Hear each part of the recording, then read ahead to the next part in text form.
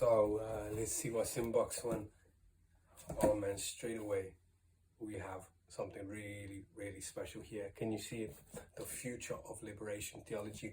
Mark Ellis, father of Jewish liberation theology, and Otto Maduro, Puerto Rican theologian, rest in peace, did a dedication to Gustavo Gutierrez, and this is a show out of maybe, how many chapters do we have in here? 50 chapters of our liberation theologians and practitioners talking about the legacy of liberation theology, Latin American liberation theology, from their own perspectives, and also what they knew of Gustavo Gutierrez.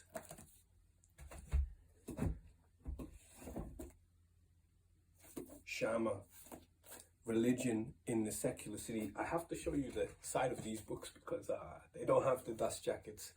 This a dedication to Harvey Cox, who I spoke to over email only maybe 2 years ago. And this, once again, we have 22 chapters of theologians, practitioners, names such as Leonardo Boff, James Cone, Hans Kung, Jürgen Moltmann, Robert Ballard, Richard Rubinstein, William Hamilton, Jorge Pixley or George Pixley, Robert McAfee Brown, and Arvind Sharma himself are dedicating a symposium, and which becomes a book, to Harvey Cox, author of The Secular City. Okay, Robert McAfee Brown. He was one of really the distinguished North American interpreters, propagators, practitioners of liberation theology. He starts from maybe I'd say not a conservative, but a moderate standpoint. He gets involved in the civil rights movement, even ends up in jail cells, notices the difference, and then starts to get involved in speaking with, communicating the reality of the liberation theologians from Latin America. A great interpreter of them, really understood them and made them accessible to other audiences, especially explain their position against their detractors, against their enemies. Observer in Rome. So Robert McAfee Brown again. One thing that he did in those early days, maybe this is where he got his first introduction to some of those Latin American thinkers, was being a Protestant observer in the Vatican Council from 62 to 65. That's right, 62 to 65, where the Roman Catholic Church was opening up to a new kind of way of thinking, for example, doing the liturgy in the language of the people, realizing that the church is not universal, but global, and so it's different in so many different contexts. Remember how Gustavo Gutierrez talked about how the council was so important for him. His European side was like, oh yes, we're open to change now, but his Latin American side, his indigenous Peruvian side was like, oh, that didn't go far enough. And liberation theology comes out of the sort of call, the Vatican II saying, go into your own context and see what Vatican II, see what the new way of doing church looks like in your context. And so we had the conference in Medellin, and then from there the open talk of the poor, of structural poverty, of oppression, of domination, and the idea that we need liberation from it. Liberation theology, so much a part of this bigger history, also so much a challenge to it. Eventually the reforms and reformist ideas of the papacy, which allowed for this to happen, would end up going back again and would compete against Latin American liberation theology, saying, no, we're going too far now. So there'd be a retrenchment within the curate and the top powers of the church. But here, Robert McAfee Brown looks at the conference from a Protestant sort of outsider-insider perspective. Dialogue on the way. My goodness, Protestants report from Rome on the Vatican Council. And here we have, who's writing? Oscar Kuhlman, Herman Dietzfelbinger, Wolfgang Dietzfelbinger, I'm butchering these names, Gerhard Pedersen, Warren A. Quanbeck, Edmund Schlink, Christine E. Skarsgård, and Vilmos Fadsha. I haven't read this, but it's more obviously the same. I was probably thinking I need to get to grips with this, and once again the Swenens dossier is part of that research, which I probably haven't gone into much, so I won't offer to review these. Thomas Merton, Witness to Freedom, Letters in Times of Crisis. I found this other day at the Oxfam second-hand store, and I thought, oh, I have to get this. I wonder if some of his letters to Ernesto Cardenal, rest in peace, from Nicaragua, are in here. It was with Thomas Merton that Ernesto came up with the idea of doing this contemplative community, but in Latin America. And first I looked at Cuernavaca in Mexico, and then they ended up in Solentiname in the islands of Lake Managua in Nicaragua. And that contemplative, art-based peasant community ended up becoming revolutionized. And by 77, the whole community was destroyed by the Somocista forces, by the National Guard, for being so revolutionary. And when I say for being so revolutionary, I don't mean just in ideas, I mean the young people of the community end up attacking the barracks at San Marcos in the bottom of the lake. Managua had to go on the run. Ernesto Cardenal, who was at first not politicized in that way, at least not revolutionary, who was himself worried about communism and Marxism, who himself wanted the contemplative life, he ends up becoming spokesperson. I mean, going to Rome itself, going all around the world to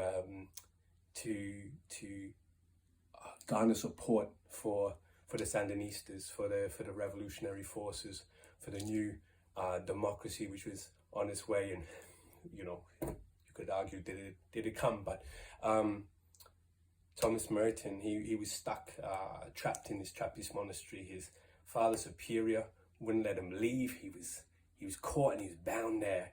And so much of his letters are his frustration, his obsession with either getting out or rather getting in. He wanted to get to a place where he wasn't where he was. He wanted to get, even he suggests in these letters, he will go and be a hermit in the grounds. He just didn't want to, he's Greta Garbo, he just wanted to be alone, I think. And a lot of him did. So there's that. Okay, Jürgen Moltmann. This is written late in his career, and this is his experiences in theology, ways and forms of Christian theology. And in here he reflects upon, and this is really why I got the book, he reflects upon his, this is a German theologian. He's so influential for his hope theology, which was a political theology coming out of Europe post-war. He went from being an atheist in a POW camp, a German trapped in a POW camp, who read the Gospels, and he was reflecting on faith, on the crucified Christ, in the message of hope. In Ernst Bloch was someone who is big in interpreting, so Marxist thinkers, and came out of the Marxist and Christian dialogues, which had the participation of thousands across Europe at the time. There was almost a new era, a new maybe optimism, but at the same time, new challenges, you know, student movements, anti-war protests, environment, state repression in West Germany, East Germany. So he was reflecting from where he was, and he wanted a political theology, but he wanted to be non-partisan. He saw the dangers of what a theology of the people looked like in his own Germany, right? So, and, you know, all across the world, what populism ended up looking like, how it devastated Europe. He comes into dialogue with Latin American liberation theologians, first and foremost, and they can't get on with each other, even though they're so similar, even though the Latin Americans are even reliant very much on his work and his insights. His non-partisan option doesn't work for people who have to take a partisan option when they're facing oppression. They would say to him, are we not a class of people? Are Are we not from specific countries facing specific repression? So we need to be doing our own sort of indigenized Latin American theologies. He came back at them and said, well, what's indigenous about your theology? All of your references are people like me, people like Barth, and so on. Anyway, he argues with them. He also has debates and dialogues with Black theology, with Korean Minjung theology, and he says so in this book with feminist theology, but he only references his own his wife, Elizabeth Moltmann Vendel, and so the critiques come back at Moltmann. Did you really dialogue, man? Did you really dialogue? You're arguing with everybody. And I love this book because in part of my research, I've seen just how he kind of redacts things. He gives a spin on things, and he always comes out pretty good. And there's people who are critiquing this. For example, you know, that he was not good to Dorothy Sul, that he was always cantankerous when it came to, like, obsessed with these really doctrinal issues from his reform perspective when it came to his dialogue with the Koreans. And that when it came to Latin American theology, he just, I don't know, he kind of had a, how should we say, maybe a chauvinism or a blindness or whatever it was. Anyway, I still love Jürgen Moltmann. The Crucified God changed my life. I'm still thankful for my seminary professors who put that on the curriculum. That was pretty bold for the kind of place that we were in, even though, like, you know, we didn't have any minority people writing on our, you know, on our curriculums, on our reading lists at my seminary in Perth in Australia. Now, this Minjung theology, people as the subjects of history. Now, this was from the Commission on Theological Concerns in the Christian Conference of Asia. The preface is by James Cone. So just as Jürgen Moltmann went in 75 over to Korea, so Cone also went over to Korea. One of them was in Japan and Korea as well. There was Korean churches, of course, in Japan. And, you know, when it came to Cone in his preface here, he talks about he was at a conference, you know, half filled with agents, you know, agents of the state who are watching these ministers, activists, ministers who have become involved in labor activism, worker priests and priests of the workers, of the Minjung, of the Korean poor, exploited industrial workers all throughout the country who were making, you know, nothing, while mega corporations were making, you know, billions and trillions, well, if not just millions, you know, from working class, suffering people. And as he heard them sing the hymn, he realized he didn't know the words, but he knew the melody, and it was, oh, I can't remember which spiritual it was, but it was a black spiritual, and he told them that this came from slavery, and they told him of slavery under Japanese imperialism. And they connected really deeply, but more importantly, the contents of the Korean writers themselves. And here we have work from Ahn Byung-mu, who was a New Testament scholar trained under Borkham, who amazing critical scholar of the New Testament. And he looked at the Minjung, and he looked at the crowd in the Gospels, the Oklos, which was not the Laos, not the people in sort of maybe a national sense, but this, or maybe not, you know, it was hard to describe, but they seem to be this, the rabble, or the people, you know, the people just sort of wandered about, the people who just sort of followed Jesus. So anyway, he did amazing work, and there's other thinkers as well in here, some of whom disagreed with each other. So this is an introduction to the liberation theology, if you want to call it that came out of the South Korean experience under dictatorship, largely in the 1970s under the Park dictatorship. And these writers herein suffered real repression, real state repression and danger for their writings. This is a fascinating book that came out, let's see, maybe in 81, or at least in its translation in 81, by Orbis Books, as so many of them are, of course, from that era, Liberation Theology. Praxis Cristiana y Producción Teológica. This is George Pixley, or Jorge Pixley, and Jean-Pierre Bastien, and this is from a conference in, oh goodness, you gotta remind myself now, 1977, from Mexico, I believe in Mexico City. And is this the one? Yes, this is the one. Oh my goodness. This is where Jürgen Moltmann came to be crucified by the Latin Americans. So they had back and forth, you know, we disagree with you, you don't really understand where we're coming from. He's saying, well, you don't understand where I'm coming from, and you're coming from the same place. Trust me, we've already gone over what you're just saying now, and if you're saying that you're so different, then show me.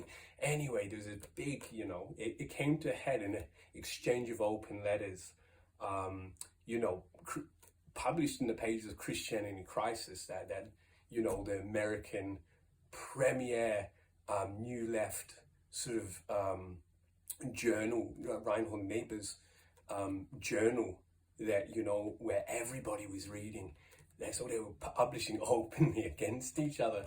And then Jürgen Moltmann took his tour of Latin America, starting in Buenos Aires in Argentina, right in the heart of Isidete, where his main enemies like Jose Miguel Bonino were. And then he went to Mexico, and James Cone was there too.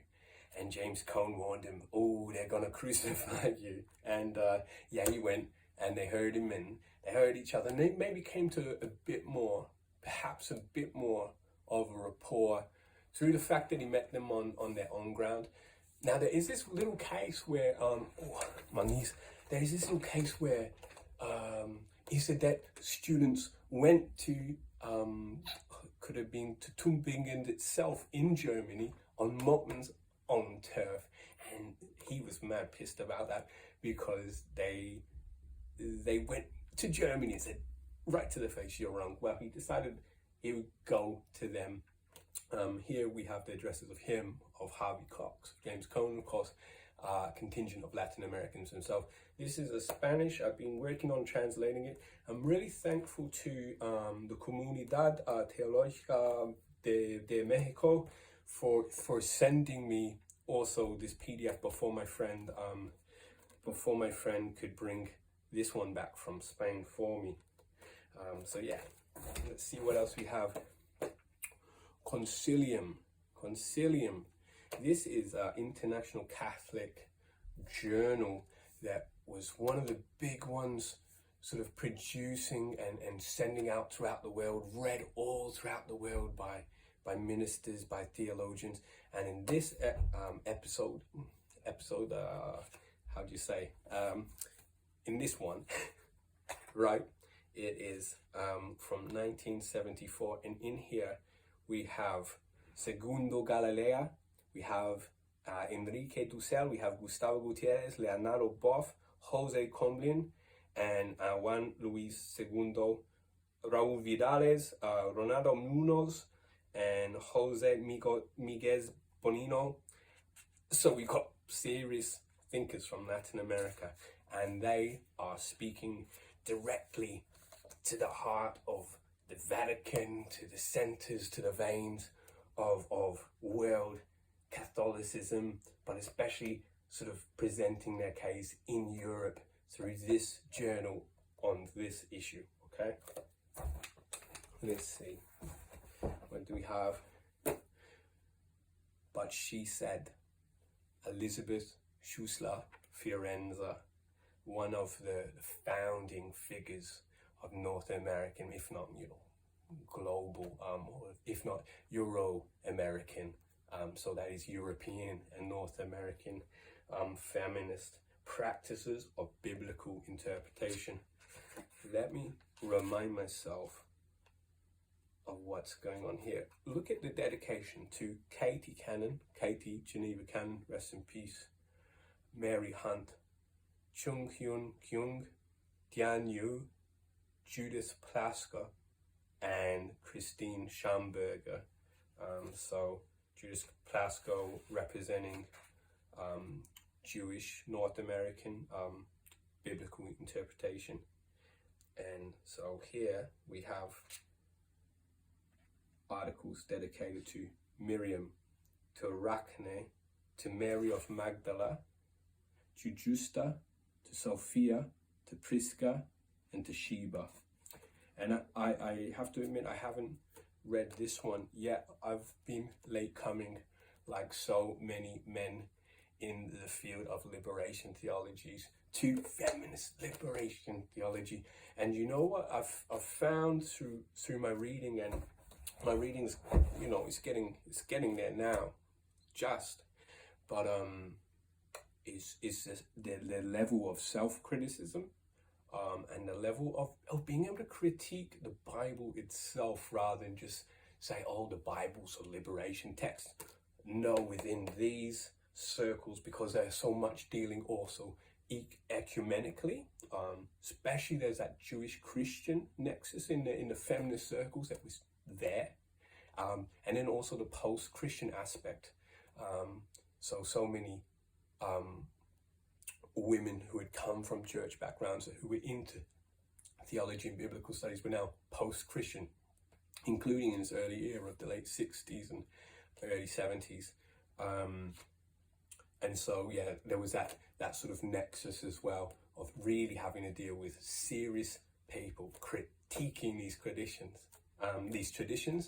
and also from the Jewish aspect, critiquing the Christian use of Hebrew materials, so the Christian appropriation of Hebrew biblical scriptures.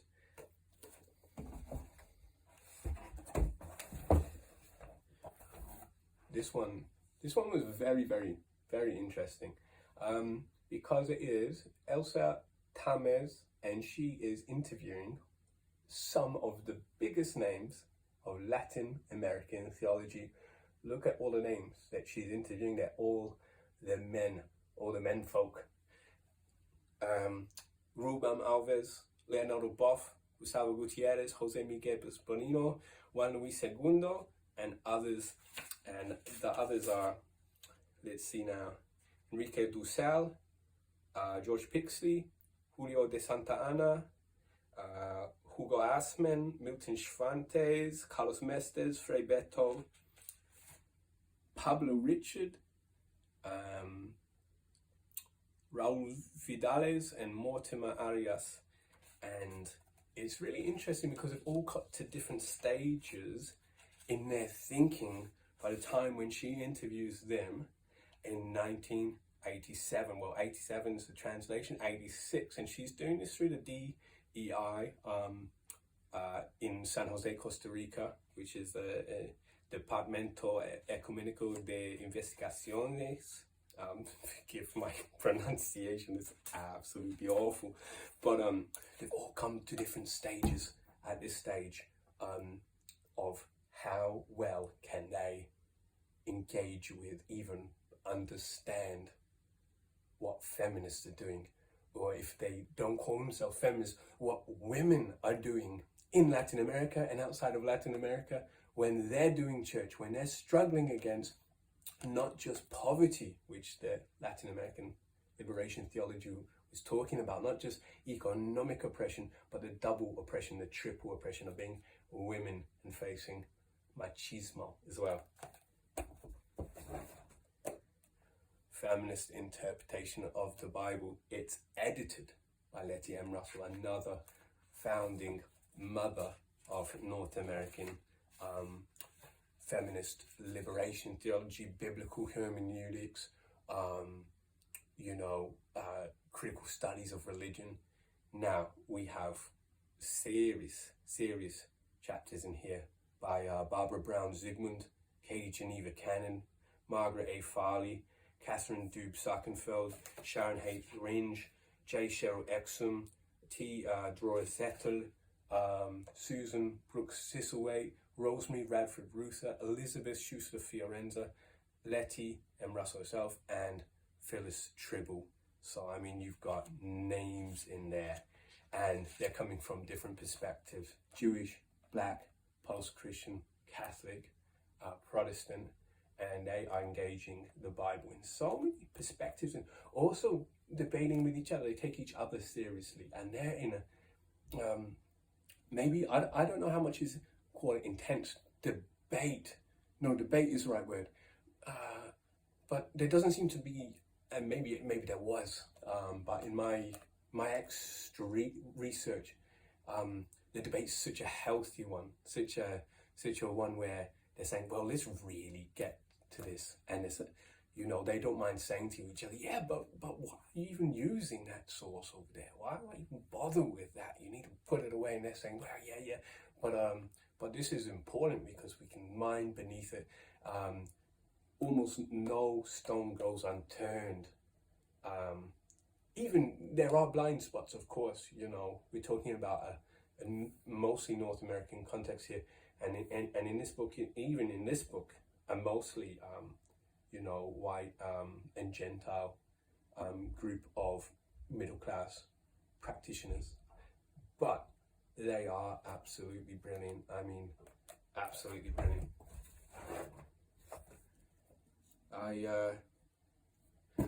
I bought this recently. Anytime I can find an autobiography of one of these heroes of mine, it's a blessing. And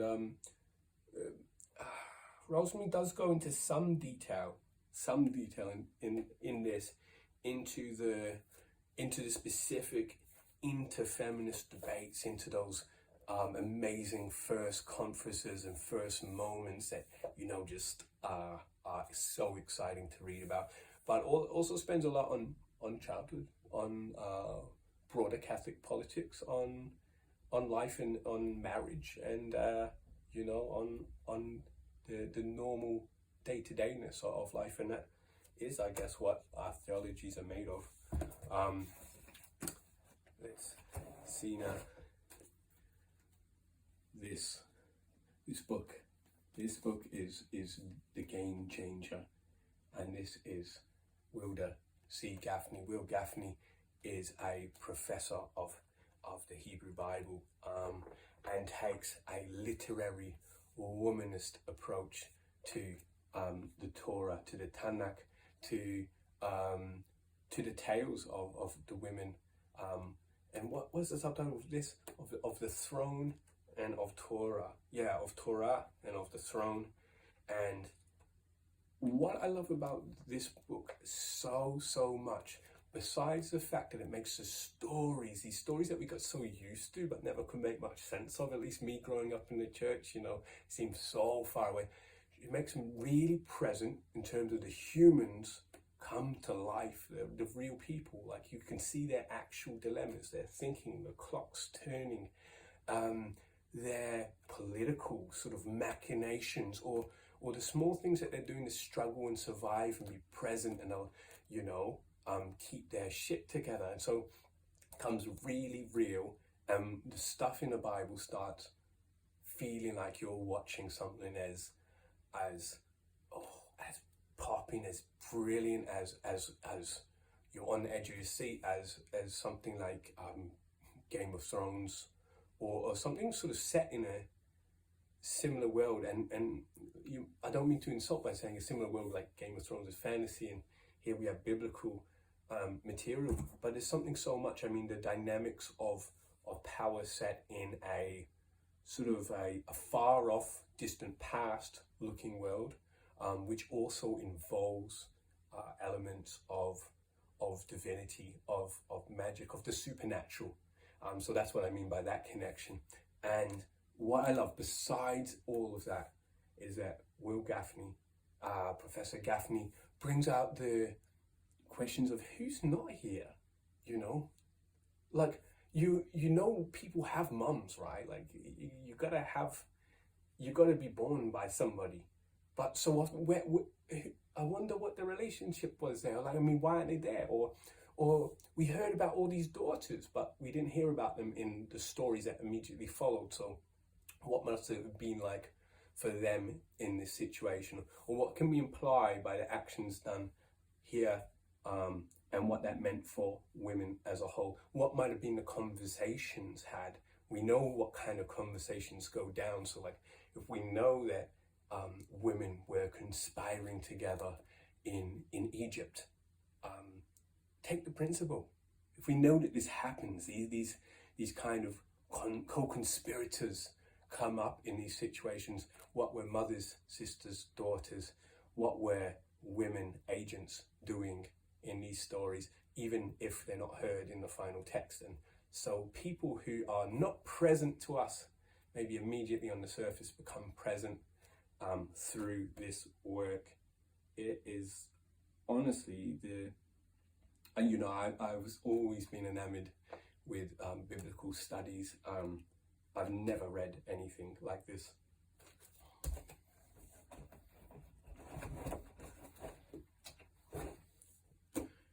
Now, Feminist Theology, a Third World Reader. Ursula King is the editor. I haven't made much of the way through here, but we have Chung Hyung Kyung from Korea, Yvonne Gabara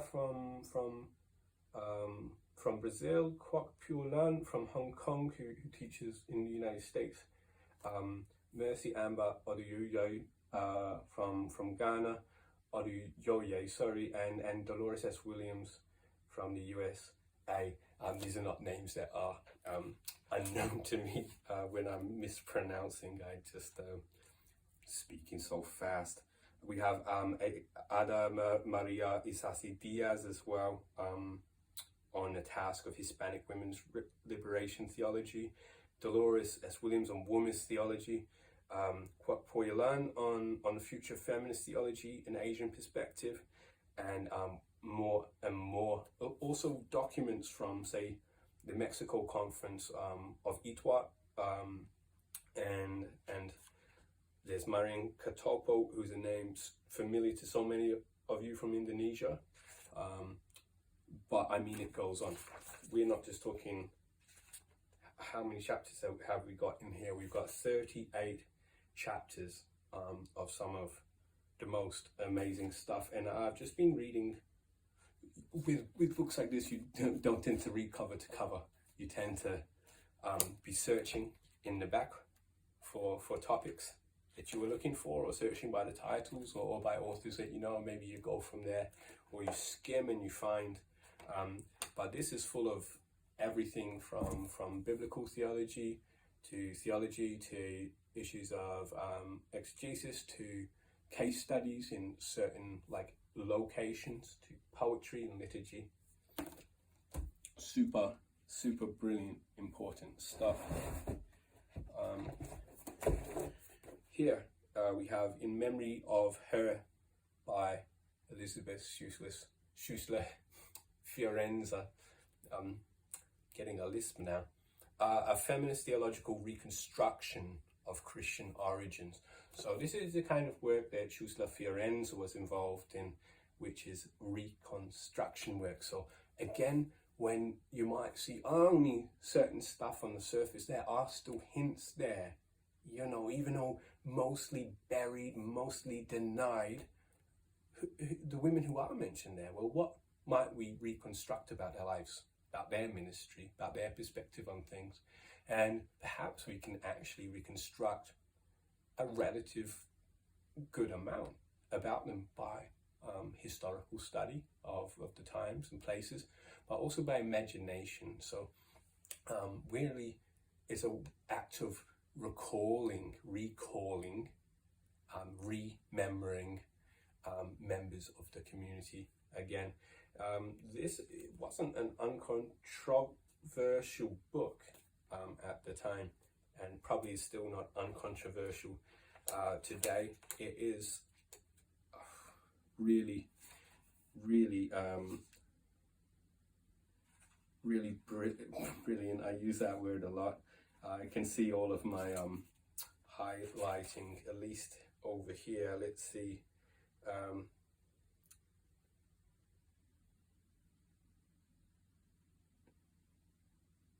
let's just read this.